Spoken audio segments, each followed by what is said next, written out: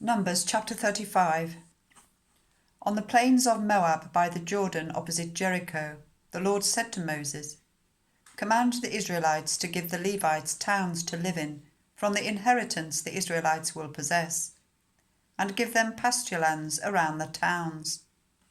Then they will have towns to live in and pasture lands for the cattle they own and all their other animals. The pasture lands around the towns that you give the Levites will extend 1,000 cubits from the town wall. Outside the town, measure 2,000 cubits on the east side, 2,000 on the south side, 2,000 on the west, and 2,000 on the north, with the town in the centre. They will have this area as pasture land for the towns.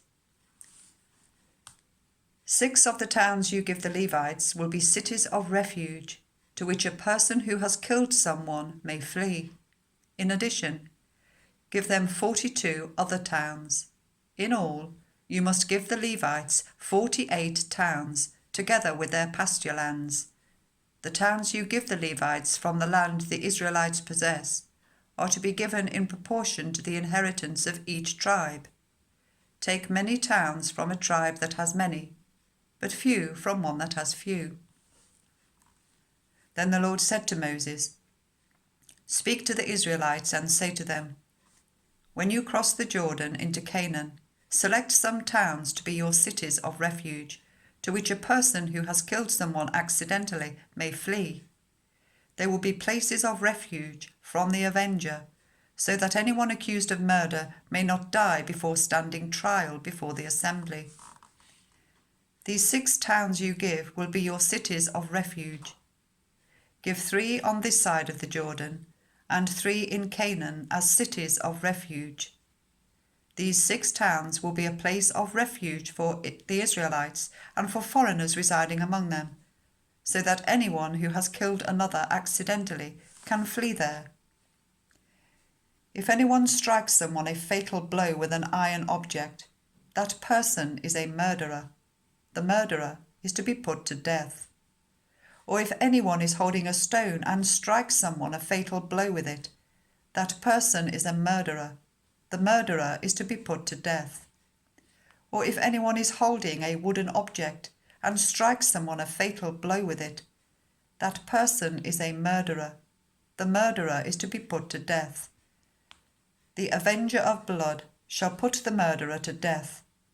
When the avenger comes upon the murderer, the avenger shall put the murderer to death. If anyone with malice aforethought pushes another or throws something at them intentionally so that they die, or if out of enmity one person hits another with their fist so that the other dies, that person is to be put to death. That person is a murderer.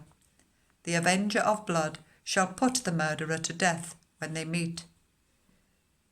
But if without enmity someone suddenly pushes another or throws something at them unintentionally, or, without seeing them, drops on them a stone heavy enough to kill them and they die, then since that other person was not an enemy and no harm was intended, the assembly must judge between the accused and the avenger of blood according to these regulations.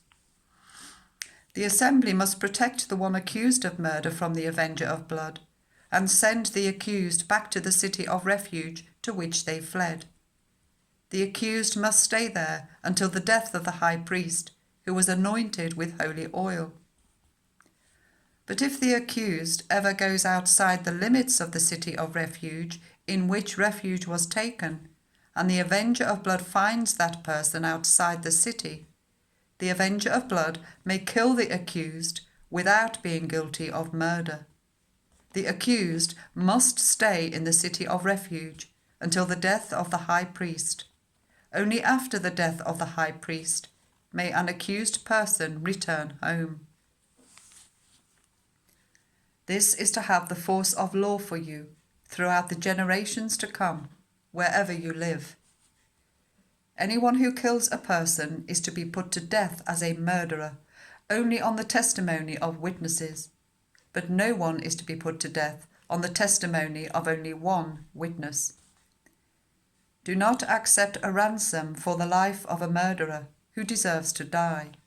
A murderer is to be put to death.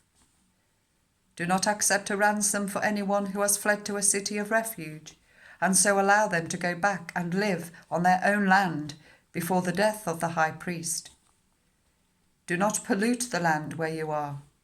Bloodshed pollutes the land, and atonement cannot be made for the land on which blood has been shed, except by the blood of the one who shed it.